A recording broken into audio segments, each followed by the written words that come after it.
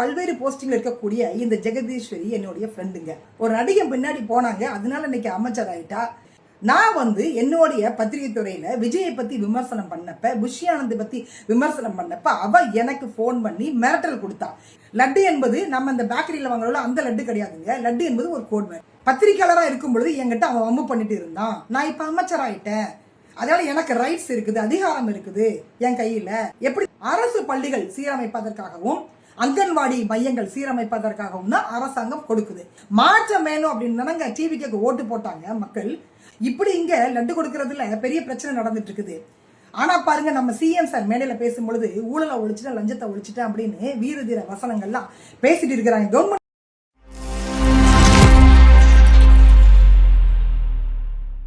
தூக்கி வச்சு சட்டியோட வச்சு அடிச்சு கொண்டு வெளியே எடுத்துருவேன். அதாவதுங்க, ஆடியோ முழுமையா கேட்டிருப்பீங்க. இந்த ஆடியோல ஒரு பெண் அமைச்சர் லட்சுமணன் அப்படின்ற ஒரு தனிப்பட்ட நபரை கொலை மிரட்டல் கொடுக்கிறாரு. எப்போதுமே ஆண்கள் தானங்க பெண்களை மிரட்டுவாங்க. இது என்னங்க, பெண்கள் ஆண்களை மிரட்டிட்டு இருக்கிறாங்க, கொலை மிரட்டல் கொடுக்கறாங்க அப்படின்னு நாம திங்க் பண்ணா, நம்ம அண்ணன் விஜய் தேர்தல் பிரச்சாரத்துல என்ன சொன்னாங்க? திமுக ஆட்சியில பெண்களுக்கு பாதுகாப்பே இல்லைங்க, நான் பெண்களுக்கு பாதுகாப்பு கொடுப்பேங்க அப்படின்னு சொன்னாங்கல்ல. இப்ப பெண்களுக்கு பாதுகாப்பு இருக்குது இந்த சமுதாயத்துல. அந்த பாதுகாப்பு இருக்கிற தைரியத்துல தான் நம்ம பெண் அமைச்சரான ஜெகதீஸ்வரி லட்சுமணன் அப்படின்ற ஒரு பர்சனுக்கு கொலை மிரட்டல் கொடுத்திருக்கிறாங்க. ஆமாங்க, இந்த ஆடியோல பேசினது அமைச்சர் ஜெகதீஸ்வரி. ராஜபாளையம் சட்டமன்ற உறுப்பினர், ராஜபாளையம் மாவட்ட செயலாளர், சமூக நலத்துறைக்கு அமைச்சர். இவங்க இப்படி பல்வேறு போஸ்டிங்ல இருக்கக்கூடிய இந்த ஜெகதீஸ்வரி என்னுடைய ஃப்ரெண்டுங்க. ஆமாங்க, அவளும் நானும் ஒரே நேரத்துல தான் பத்திரிகை துறைக்கு வந்தோம். அவ ராஜபாளையம், நான் சென்னை. நம்ம அண்ணன் ராஜகுரு ஆடியோல சொன்ன மாதிரி அவளும் நானும் கீரியும் பாம்பு மாதிரி. என்ன காரணம் கேட்டீங்கன்னா, அவ தீவிர விஜய் ரசிகர். நான் என்னுடைய பத்திரிகை துறையில விஜயை பத்தி விமர்சனம் பண்ணப்ப, புஷி ஆனந்த் பத்தி விமர்சனம் பண்ணப்ப அவ எனக்கு போன் பண்ணி மிரட்டல் கொடுத்தா. இதே மாதிரி மிரட்டலை கிட்டத்தட்ட ஒரு 4-5 வருடங்களுக்கு முன்னாடி அவ எனக்கு போன்ல மிரட்டல் கொடுத்தா. பத்திரிகையாளர் சங்க தலைவர் தான் இதில் தலையிட்டு பஞ்சாயத்து பண்ணாங்க. கடைசி வரைக்கும் நான் போட்ட அந்த பதிவை நான் நீக்கவே மாட்டேன்னு சொல்லிட்டு, அவ நீக்கல அப்படின்னா நான் வேற மாதிரி நடவடிக்கை எடுப்பேன். நீ என்ன நடவடிக்கை எடுத்தாலும் பரவாயில்ல, நான் அந்த பதிவை நீக்க மாட்டேன்னு நான் சொல்லிட்டேன். அதற்கு பிறகு ஒரு பத்திரிகையாளர் இறந்துட்டாரு. அவருடைய புகைப்பட திறப்பு விழாவிற்கு அவ வந்திருந்தா, நானும் போயிருந்தேன், பேசிக்கிட்டோம், நலம் விசாரிச்சுட்டோம். அவ ராஜபாளையம் தொகுதியில வேட்பாளராக நின்னா, சட்டமன்ற உறுப்பினர் ஆனா, மாவட்ட செயலாளர் ஆனா, அதற்கு பிறகு இப்ப அமைச்சர் ஆயிட்டா. இப்ப நாம மரியாதை கொடுத்துதான் பேசணும். அமைச்சர் ஜெகதீஸ்வரி அவங்க என்ன காரணம் அப்படின்னு கேட்டா, ஒரு நடிகை பின்னாடி போனாங்க, அதனால இன்னைக்கு அமைச்சர் ஆயிட்டா. நாம அப்படியா இன்னும் கூட உட்காந்துட்டு சமூக வலைத்தளங்கள்ல மக்கள், மண்ணு, இளைஞர்கள் அப்படின்னு நம்ம பேசிட்டு இருக்கோம். சரி விடுங்க, பரவாயில்ல. பட் நம்மளுடைய ஃப்ரெண்டு இன்னைக்கு ஒரு அமைச்சரா இருக்காங்க தமிழகத்துல அப்படின்னு நினைக்கும் பொழுது உண்மையிலே எனக்கு பெருமையா இருக்குதுங்க. அதாவதுங்க, ராஜபாளையம் தொகுதியில் இருக்கக்கூடிய தாசில்தார் அலுவலகத்துக்கு சாத்தூர்ல இருக்கக்கூடிய லட்சுமணன் அப்படின்ற ஒரு நபர் லட்டு கொடுத்திருக்கிறாரு. லட்டு கொடுக்கறதெல்லாம் ஒரு குத்தமாங்க, இதுக்கு போய் கொலை மிரட்டல் கொடுப்பாங்களா அப்படின்னு நமக்கு ஒரு கேள்வி வருது இல்ல. லட்டு என்பது ஒரு கோட் வேர்டு. லட்டு என்பது நம்ம இந்த பேக்கரியில வாங்குறோம்ல அந்த லட்டு கிடையாதுங்க. லட்டு என்பது ஒரு கோட் வேர்டு. டாக்ஸ் கணக்குல கமிஷன் எடுக்கிறாங்கல்ல, அவங்க பயன்படுத்தக்கூடிய ஒரு வார்த்தை லட்டு. குரோர் கணக்குல கமிஷன் வாங்கக்கூடியவங்க பயன்படுத்துற வார்த்தை என்பது வேற. அவங்க நிறைய கோட் வேர்ட்ல அதுக்கு வச்சிருப்பாங்க. நல்லா புரிஞ்சுக்கோங்க, தமிழகத்தை பொறுத்த வரைக்கும் 38 மாவட்டங்கள் இருக்குது. அதுல விருதுநகர் ஒரு மாவட்டம். விருதுநகர் மாவட்டத்துல 7 சட்டமன்ற தொகுதிகள் இருக்குது. விருதுநகர், சிவகாசி, சாத்தூர், ராஜபாளையம், ஸ்ரீவில்லிபுத்தூர், அருப்புக்கோட்டை, திருமங்கலம் என்று திருச்சூழி, இந்த மாதிரி 7 சட்டமன்ற தொகுதிகள் இருக்குது. அதுல 11 ஊராட்சி ஒன்றியங்கள் இருக்குது. விருதுநகர் மாவட்டத்துக்கு கீழே 11 ஊராட்சி ஒன்றியங்கள் இருக்குது. 450 கிராம பஞ்சாயத்துகள் இருக்குது. 600 கிராம வருவாய்கள் இருக்குது. சரிங்களா? இப்படி இருக்கும் பொழுது ராஜபாளையம் தொகுதியில இந்த சட்டமன்ற எலெக்ஷன்ல டிவிக்கு கட்சி சார்பில் நம்ம அமைச்சர் இப்ப பேசினாங்கல்ல ஜெகதீஸ்வரி, அவங்க வேட்பாளராக நின்று சட்டமன்ற உறுப்பினராக வெற்றி பெற்ற பிறகு நம்ம சிஎம் சார் கூப்பிட்டு அமைச்சர் பதவி கொடுத்தாங்க.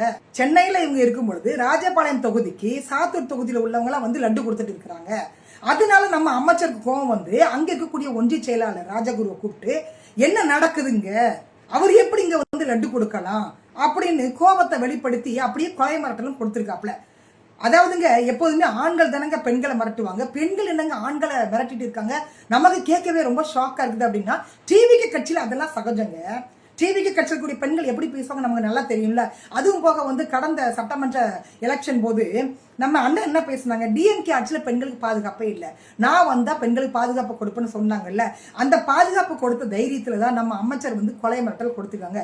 என்ன சொல்றாங்க அப்படின்னா, லட்சுமணனை என்கிட்ட வம்பளுக்கு கூடிய லட்சுமணனை ஜட்டியோட தூக்கி உள்ளா வச்சு கொன்னு வெளியில எடுத்துருவேன்றாங்க. பத்திரிக்கையாளராக இருக்கும் பொழுது என்கிட்ட அவன் வம்பு பண்ணிட்டு இருந்தான், நான் இப்ப அமைச்சர் ஆயிட்டேன், அதனால எனக்கு ரைட்ஸ் இருக்குது, அதிகாரம் இருக்குது என் கையில. எப்படி நம்ம சிஎம் சார் சொன்னாங்கல்ல, இது அரசோடைய கொள்கை முடிவு, எங்க கிட்ட ஆட்சி அதிகாரம் இருக்கு, அதனால நாங்க வந்து கரூர்ல இறந்து போனவங்களுக்கு 41 பேருக்கு வேலை கொடுப்போம், நீங்க என்ன கேட்கறது அப்படின்னு கேட்டாங்கல்ல.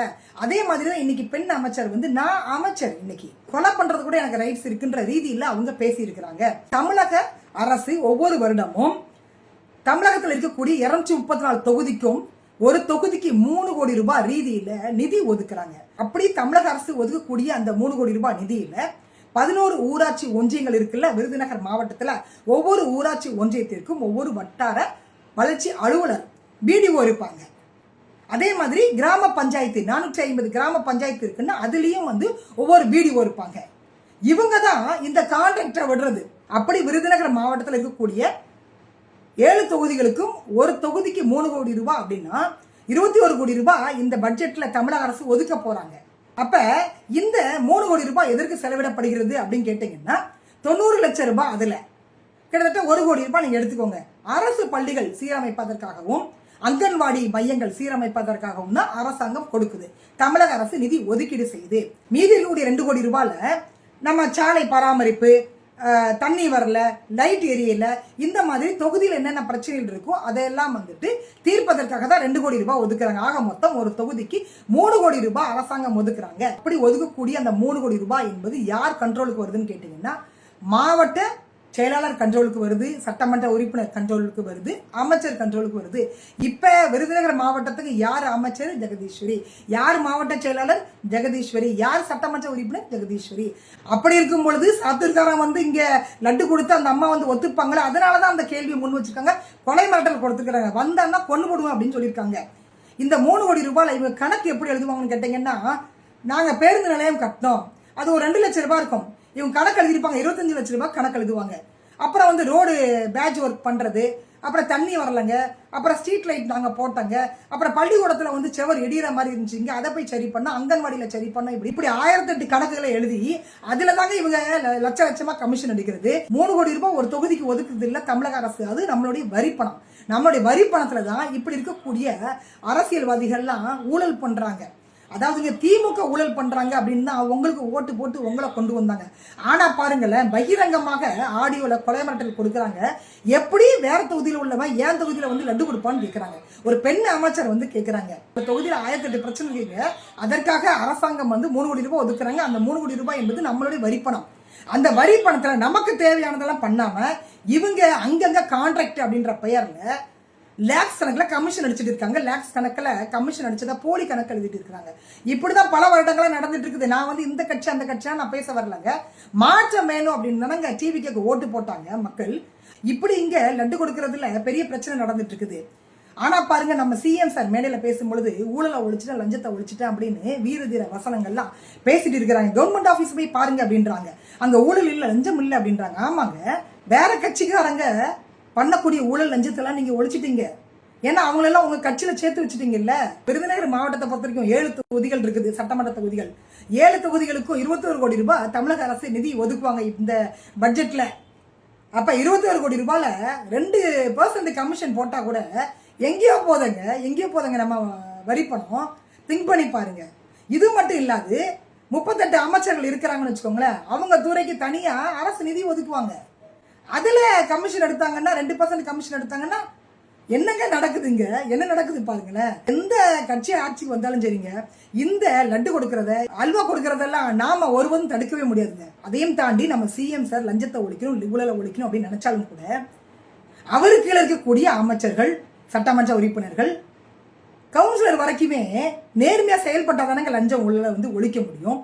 அவங்கெல்லாம் சரியில்லாம இவர் மேடையில் நின்று லஞ்சத்தை ஒழிச்சிட்டேன், ஊழலை ஒழிச்சிட்டேன் அப்படின்னா திங்க் பண்ணி பாருங்க, மக்கள் என்ன முட்டாளாங்க? அதாவதுங்க ரொம்ப சிம்பிள், ஒவ்வொரு தொகுதிக்கும் தமிழக அரசு எவ்வளவு நிதி ஒதுக்குறாங்க, அந்த நிதியில அந்த தொகுதியில் இருக்கக்கூடிய பிரச்சனைகள் என்னென்ன பிரச்சனைகள் எவ்வளவு செலவு செய்திருக்காங்க, மீதி எவ்வளவு இருக்குது, இவ்வளவுதான் சிம்பிள்.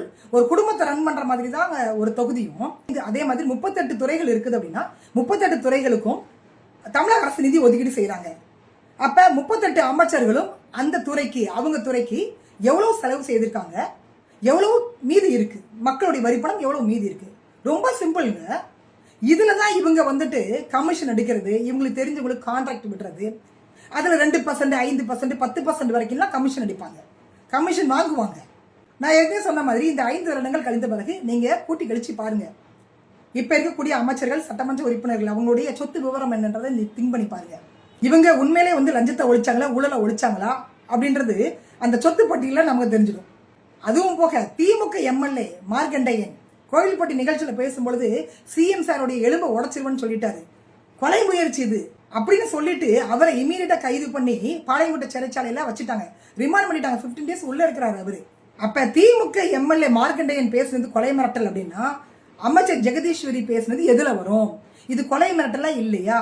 அவங்கள கைது பண்ணிட்டீங்க அப்படின்னா இவங்களை எப்ப கைது பண்ணுவீங்க அப்படின்ற ஒரு கேள்வி நமக்கு வருது. நம்ம சிஎம் சார் அந்த பாகுபாடெல்லாம் பார்க்க மாட்டாங்க நான் நினைக்கிறேன். அப்பவே சொன்னாங்க, அமைச்சரா இருந்தா கூட நான் இமீடியட்டா நடவடிக்கை எடுப்பேன்னு சொன்னாங்க. அதனால நம்ம சிஎம் சார் கூப்பிட்டு விசாரிக்கணும், காவல்துறை விசாரிக்கணும். என்னன்னா ஆண்கள் பெண்களை மிரட்டிட்டு இருந்தாங்க, இப்போ பெண்கள் ஆண்களுக்கு கொலை மிரட்டல் கொடுக்குறாங்க. இதுதான் நம்ம சிஎம் சார் கொண்டு வந்த மிகப்பெரிய ஒரு மாற்றம். ஸோ உங்களோட கருத்து என்னன்றதை நீங்க பதிவு பண்ணுங்க. மீண்டும் சந்திக்கலாம். நன்றி, வணக்கம்.